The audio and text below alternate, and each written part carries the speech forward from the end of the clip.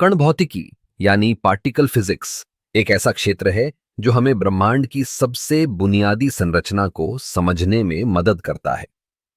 जब हम कणों की बात करते हैं तो हम उन सूक्ष्म तत्वों की चर्चा कर रहे हैं जो सभी पदार्थों का निर्माण करते हैं। ये कण जैसे कि इलेक्ट्रॉन, प्रोटॉन और न्यूट्रॉन हमारे चारों ओर की हर चीज का आधार हैं। अब क्या आप जानते हैं कि प्रोटॉन और न्यूट्रॉन खुद भी छोटे कणों से बने होते हैं जिन्हें क्वार्क कहा जाता है। क्वार्क्स एक दूसरे के साथ मजबूत बलों के माध्यम से बंधे होते हैं जो उन्हें एक साथ रखता है। ये बल, जिसे हम ग्लूऑन कहते हैं, कणों के बीच की बातचीत को नियंत्रित करते हैं। यह एक अद्भुत तंत्र है जो हमें यह समझने में मदद करता है कि कैसे पदार्थ एक साथ आता है। कण भौतिकी में एक और महत्वपूर्ण तत्व है, हिग्स बोसोन। इसे गॉड पार्टिकल भी कहा जाता है। यह कण हमें यह समझने में मदद करता है कि कणों को द्रव्यमान कैसे मिलता है। जब कण हिग्स फील्ड से गुजरते हैं तो उन्हें द्रव्यमान प्राप्त होता है। यह एक ऐसा सिद्धांत है जो हमारे ब्रह्मांड के निर्माण के लिए महत्वपूर्ण है। अब आइए बात करें स्टैंडर्ड मॉडल की। यह एक सिद्धांत है जो सभी ज्ञात कणों और उनके बीच की ताकतों का वर्णन करता है।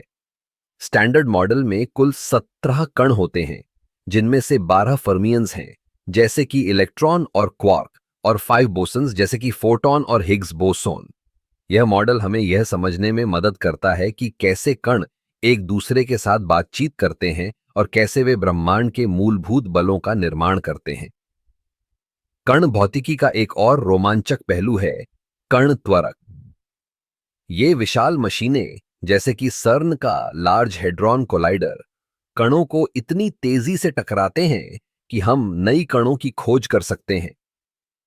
जब ये कण टकराते हैं तो हमें नए कणों के निर्माण के बारे में जानकारी मिलती है जो हमें ब्रह्मांड के रहस्यों को समझने में मदद करती है। कण भौतिकी केवल एक वैज्ञानिक क्षेत्र नहीं है, बल्कि यह हमारे अस्तित्व के मूलभूत सवालों का उत्तर देने का प्रयास है।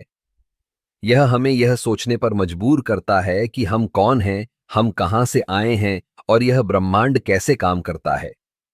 जब हम इन कणों की दुनिया में गहराई से उतरते हैं तो हमें यह एहसास होता है कि हम सभी एक अद्भुत और जटिल ताने बाने का हिस्सा हैं। इसलिए कण भौतिकी केवल एक अध्ययन का विषय नहीं है, बल्कि यह हमारे अस्तित्व की कहानी है। यह हमें बताती है कि हम सभी एक दूसरे से जुड़े हुए हैं, चाहे हम कितने भी छोटे क्यों न हों।